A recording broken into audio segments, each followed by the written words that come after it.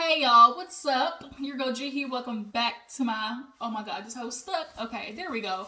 Welcome back to my channel. Okay, I'm just, waking up, finishing watching all my shows and everything. I did get a chance to talk to you guys about Real Housewives of Atlanta, so that's what we are getting ready to talk about. Things definitely are getting a little spicy between Drew and Sheree. I don't know why Drew decided she was going to pick a bone with Sheree, but it's good for TV. So we definitely going to talk about it.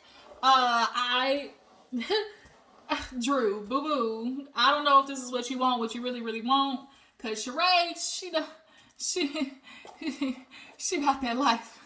She will go for the jugular, okay? She goes for the jugular. So I hope you are ready.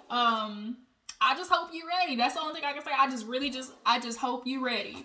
So yeah, you guys, we're gonna get to Real Housewives of Atlanta, and then what premieres is Basketball Wives and Couples Retreat. So we will get into that after we talk about this. So yeah, let's go ahead and get into it. If you are new to my channel, I appreciate you for tuning in. Go ahead and make sure you hit that subscribe button, like the video, tag, post, share, all that good stuff. You know what to do. Go ahead and join the Juice Box crew, okay?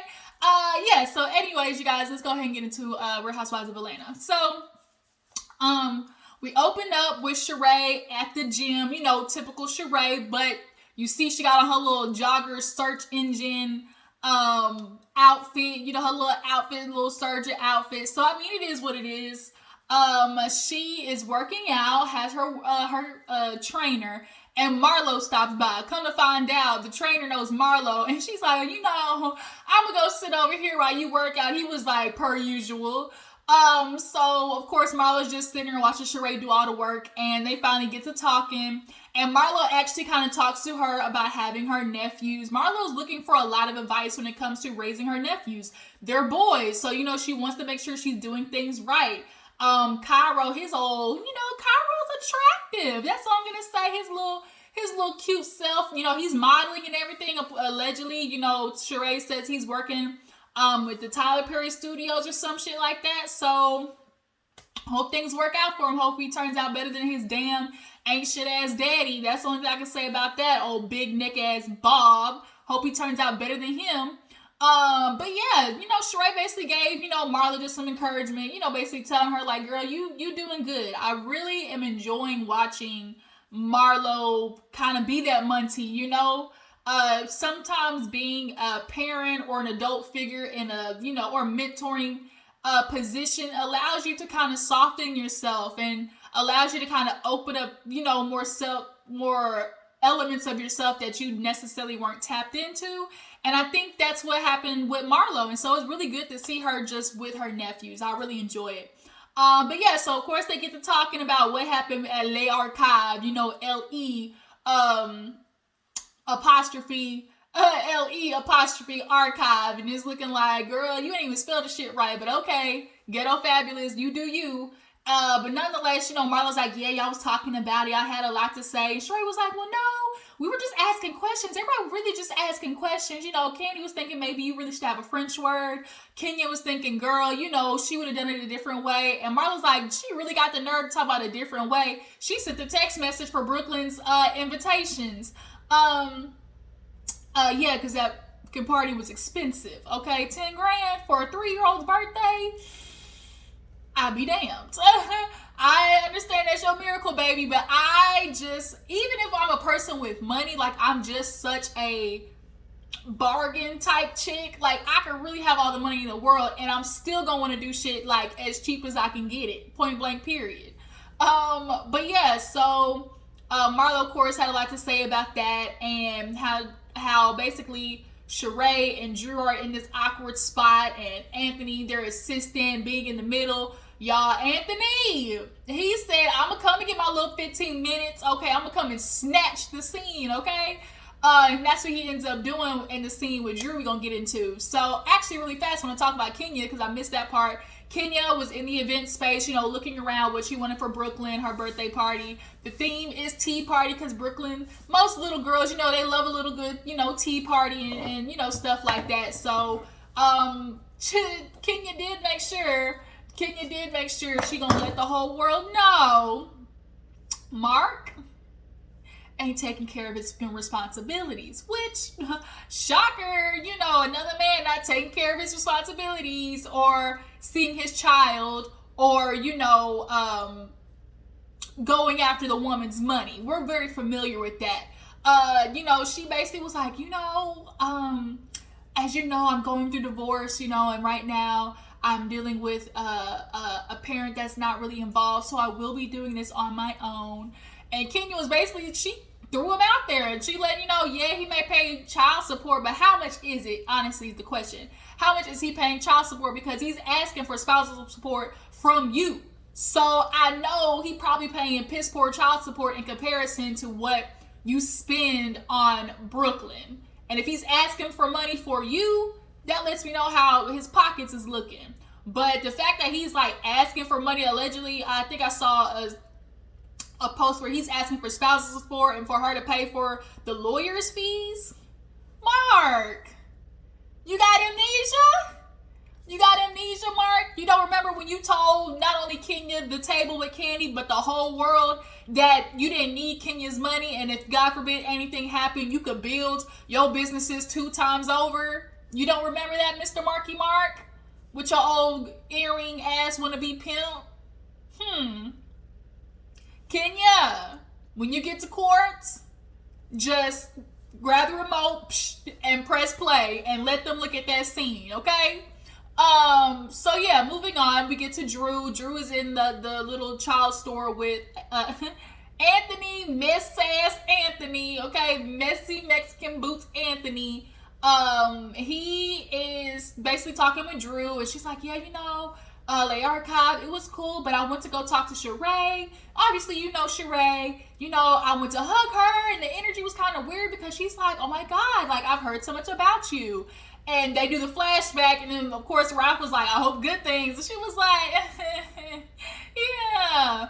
Basically, like, nigga, it wasn't exactly the greatest. It was kind of one of those, And so Anthony, of course, gets to going, talking about, Sheree, she was one of my good girlfriends. He kind of talked with not a list, but like, I don't know, he kind of talked with the back of his teeth, if you know what I'm saying. Like, he was one of my good, Sheree was one of my good friends. I don't know, it's weird, but he was like, but then, I had to go, she don't like, no shade, we know Sheree don't like to pay people, and it's just like, boom, boom, boom, boom, headline after headline of Sheree. Everybody trying to wonder how Marlo got her money. I ain't worried about Marlo because I can guesstimate with that one.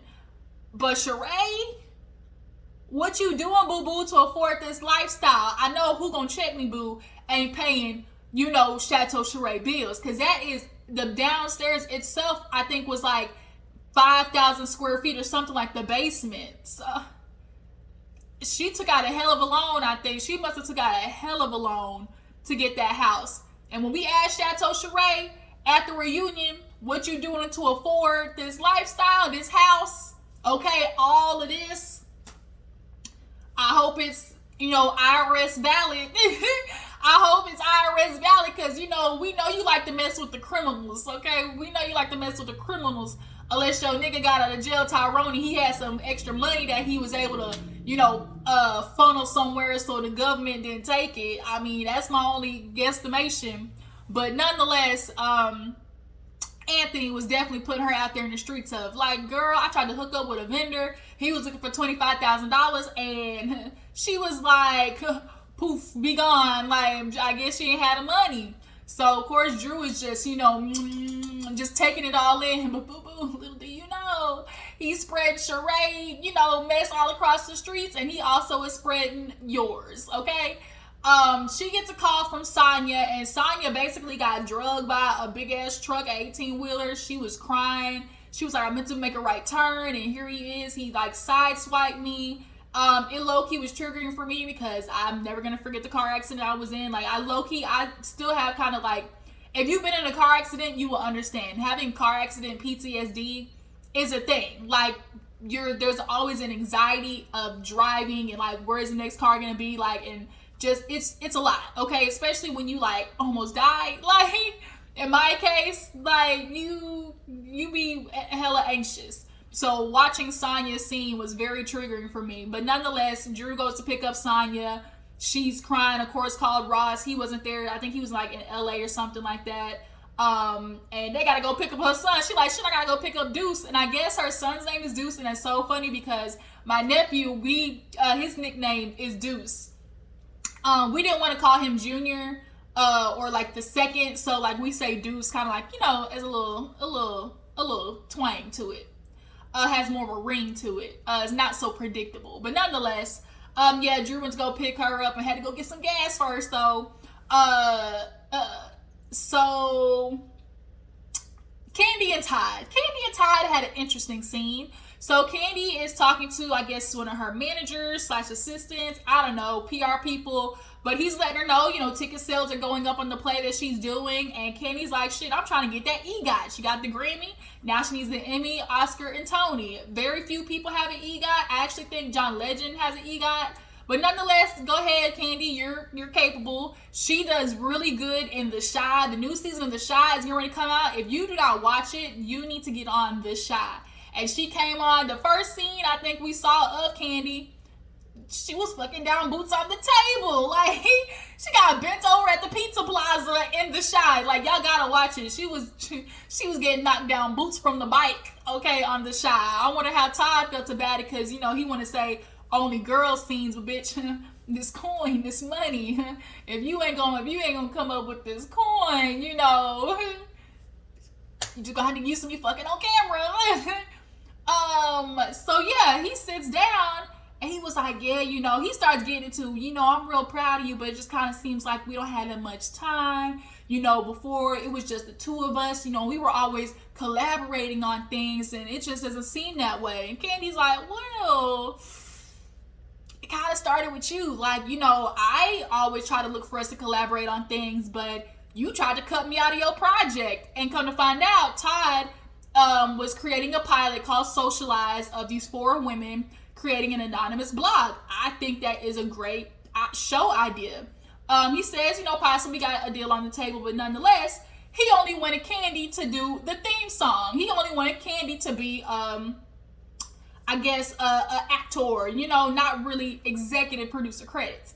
And so Kandi's like, you tried to cut me out of that. And so he was like, nah, like, Todd, like, admit it. Like, you low-key, you actually snitched on yourself. In the beginning, you was trying to not be like, I mean, we always collaborate on things. I didn't cut you out of nothing. And then 2 minutes into the conversation, well, you know, it's a lot of things that I don't get credit for, you know, and you know, that I don't mind that I don't get credit for. That's a lie. You do care, because you wouldn't be doing this. He was like, I just wanted to be known for something. So obviously you cut Kandi out. And so Kandi was basically saying, like, I was going with you until I saw in this situation that you only wanted me to be the theme song, bitch, and I'm not that girl. Like, girl, Kandi was basically letting it be known, like, I can take care of every motherfucker in this if I want, okay? That's the type of woman she is. She not just no theme song person. And so now in this show that she's doing or play, like, I guess she didn't put Todd on there, and so it's very obvious that he's resenting Kandi for basically kind of getting the accolades or just getting the notoriety that he's wanting, I guess. But bro, you're dating a legend. Like, Kandi really is that bitch, low key, and a lot of people want to call her boring and stuff like that, but look how many shows Kandi has gotten on Bravo. Like people said, like, she got another show allegedly with SWV and Escape coming to Bravo. Like, she's that bitch. Everybody was like, we gonna check on Nene, and that's the truth, because you want to hate on Kandi, but girl, this is like her 3rd, 4th show, if not 5th show on Bravo, so she's doing something right. We need to go get over there and give Nene some CPR, okay? With this asinine ass lawsuit that you want to do, bitch. I wish, like, Nene, girl, you was steady just collecting checks, just ching, ching, ching, ching, ching. And now all of a sudden it's they're racist. Like, girl, you was accepting Uncle Bob's, you was accepting Massa's money, you know, booger sugar covered and all. with that cocaine, okay? Powder, cover, dirty money, and all. Now all of a sudden it's, oh, he's a cokehead. They not paying me. You know, girl, that's off subject. But nonetheless, they ended up having this whole dialogue, and the dude on the laptop was like, yeah, I think we kind of veered off. And so Tom was like, well, what do you think? He was like, your position, you know, was up. Like, he's like, you know, you're strong in your position. He's like, a real political answer. But it's like, Todd, like, you got to understand, if you're with Kandi, no matter what, she's going to be the selling point. Like, she's the one with the celebrity. So as people who are, you know, investors or producers, or they need Kandi's name to bring in the hype, okay? I.e., OLG is Old Lady Gang, Kandi's family. Like, Kandi brings in the people. Todd Tucker Burris does not bring in the people like Kandi Burris does. Okay, like, you just gotta accept what it is, or you're just gonna have to go completely in a whole nother field that Kandi isn't necessarily versed in, so people can see that, you know, you're the one that's really doing the stuff. So it's just like, you can't be with a bad bitch and then tell her not to be a bad bitch. Like, that really be what it is, okay? But moving on, so you finally get to, you know, the party, the tea party, super cute. $10,000 for that event space, though, bitch. I could have done that shit like on my own. The flowers, streamers, everything. I would have DIY'd the fuck out of that place. But nonetheless, everybody comes in. Kenya sees Sheree. Speaking of Sheree, she was talking on the phone with Tyrone, talking about, oh, you gonna come? You gonna come to New York? I said, is he gonna be able to get off? Or they gonna let him off that ankle bracelet? Okay. Is his parole officer gonna let him go to New York? Because you know he on paper, Sheree. I really like, it really is sad. Like, how does somebody like Sheree end up with a convict? Like, women, in particular black women, we ended up with convicts now, so we don't want to be alone. Okay. If that's what you want, if that convict dick is what you want, and it sounded like it wasn't hitting the way you said, but the way you talked about it at the beginning of the episode, but okay. At least you ain't Phaedra fucking on an air mattress with a Paula. Look, Phaedra on Southern Belle Self was getting that back blown out on a mattress, an air mattress. Okay, at least Sheree got her chateau, you know, okay. But nonetheless, everybody's at the party. Kenya talks to Sheree and was like, you know, you need to talk to Drew. And Sheree was like, I'm gonna talk to Drew. She was like, maybe you should wait. So everybody comes in. Drew talks to Sonya, and girl, she just threw it out on the table. Yeah, Ralph is in LA, but I'm telling you, we're not really doing that great. And Sonya's like, oh, and they do a flashback, and Drew is talking to Ralph like, where'd you get 2 Long Islands from? And here he goes, throwing all the blame on her once again. I was trying to make you feel good. You know, I was doing this event for you, and you just didn't appreciate it. Like, you didn't deserve that, clearly, the way you messed it up. And it's like, the fact that your wife is trying to express feelings to you and you immediately take it to the extreme of, oh, you're ruining the night. Like, she's ruining the night because you want it to be ruined. Like, he wanted it to be messed up, and so that's why he turned it into that, so he could put the blame on Drew for quote unquote ruining the night. But it's like, it didn't have to go that way. Ralph is just one of those people where it's always the extreme. So Sonya's like, oh my God, it's like, Drew, girl, if you gonna stay with Ralph, you might not want to be on Real Housewives of Atlanta, cause bitch, they gonna eat your ass up at this reunion, period. They gonna eat your ass up, okay? So everybody turns to the front of, you know, the thing, and Kandi is coming in, and Candy's like, wow, everybody looking this way. They're like, she getting ready to come in with Brooklyn. So she comes in, and it was so cute. Y'all, Brooklyn look is a spitting image of Mark. It is literally one of them things like, you look just like your damn daddy. And I wonder how that feels, because when you break up with a nigga and it wasn't on good terms and your baby look exactly like him, like didn't carry none of your traits or is barely there, like Mark's genes is strong because that is his baby. Just like Sierra naming her baby Future. Like, I didn't like that at all. Like, you done moved on and you still, even though you had this baby with this man, you looking at him and calling him Future. Like, that would fuck me up mentally. Like, I just wouldn't want that, you know, like, but Brooklyn is her miracle baby. I honestly feel like a part of Kenya knew that shit was gonna go up in flames, but she was willing to take the risk of at least let me get a baby out of it. That's what I personally feel like. What do you guys think? Do you guys feel like Kenya low-key knew that the shit was, you know, foul, but was at least trying to have these experiences of getting married, having a baby? I feel like a lot of women do that, where it's like, I know he might not be the right man, and I know he's got all these red flags, but I want to experience a wedding. Like, I want to experience being called wife. I want to experience, you know, having a baby. At least I can at least have those things on the way down. You know, I feel like a lot of women do it. I low-key feel like that's what Kenya did. But yeah, everybody comes in. They start putting in little papers for this shady ass game. And of course, Kenya's like, oh my God, just light shade. And you know, these bitches can't do light shade. I did not like that hump though on top of Kenya's head. I did not. It was so 2012 messy, where the girls was putting little bumpets on top of their head. It was not cute to me. Kandi looked really good. Sheree looked really good. Marlo, of course, looked really good. Marlo, I love her confessional looks. That IMDb moment, that shit took me out. But I love the pink suit with like the Big Gotti necklace. I loved it.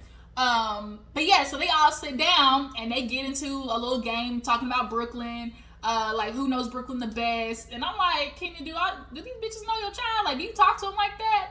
But nonetheless, they move on to the tea game, and the goddamn first question, of course, Kandi pulls it out, and it would be about her. Kandi sucked dick in the locker room. It's like, where did that come from? So of course, Kandi's like, holding the piece of paper, like, who wrote this? And crickets. It's just, I would be low-key mad too, because who you putting out that I'm sucking dick in the locker room? Like, girl, not the locker room. Maybe, you know, at least on the football field. At least on the basketball court, if I'm going to go out and like do that, I'm going to go all the way.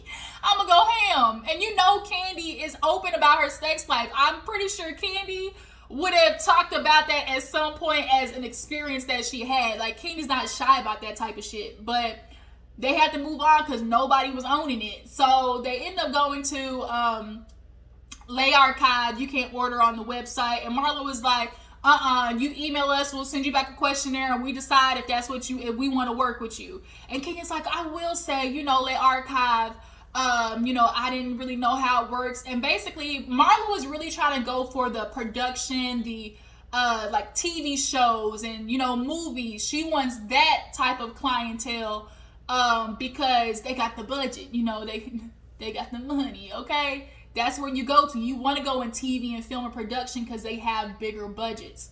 And nonetheless, Marlo, her commentary is hilarious. When she was sitting with that girl, I mean, she was like, no pinkies up, you know, that's the ghetto way. And it was like, not the ghetto way, you know, everybody thought they was being fancy. Everybody thought they was being fancy when you held that little pinky up, and it's like, you don't do that no more. But yeah, and then her commentary at the table when she was like, Ken, you know, you can't bring your white friends around here, you know. She's like, but you cool though, you cool, you know. So then they get into, of course, somebody don't pay their assistants.